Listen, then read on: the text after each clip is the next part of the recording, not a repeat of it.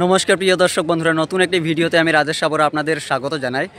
আমি রয়েছি বর্তমানে এখন বিকেল 3টা 10 মিনিট বাজছে। আমি রয়েছি কাছাড়ের পূর্ব ধলাইয়ের এই যে ধলাই বিধানসভা সমষ্টির পালংঘাট খণ্ড উন্নয়ন আধিকারিকের কার্যালয়ে।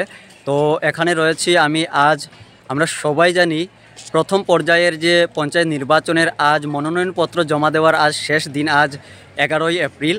তো আমি এখানকার কিছু দৃশ্য তুলে ধরার চেষ্টা করব। আজ এখানে প্রচুর এসেছেন প্রার্থীরা যারা এখানে মনোনয়নপত্র জমা দেবেন।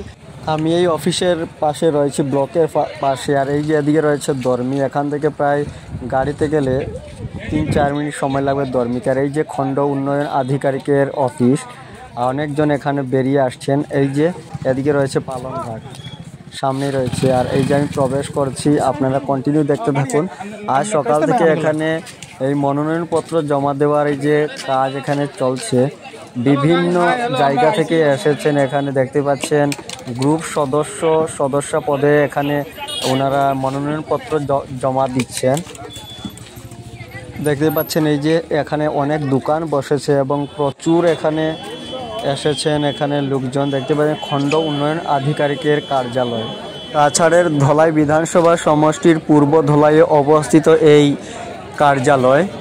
এখানে আজ ধলাই বিধানসভা সমষ্টির পূর্ব ধলাইয়ের 8টি জিপির বিভিন্ন এখানে লোকজন এখানে আজ মনোনয়নপত্র দাখিল করছেন গ্রুপ সদস্য পদে। মনোনয়নপত্র যারা দাখিল করেছেন এবং করছেন এবং করবেন, ওনাদের সঙ্গেও এখানে অনেক লোকজন এসেছেন। এই যে আমি ভিতরে প্রবেশ করেছি, এখানে মনোনয়নপত্র দাখিল চলছে, ভিতরে অনেক ভিড়। মনিয়ারখাল জিপির প্রত্যেক গ্রুপ সদস্য পদে এখানে ওনারা দাখিল করেছেন মনোনয়নপত্র। এই যে কিছু ছবি।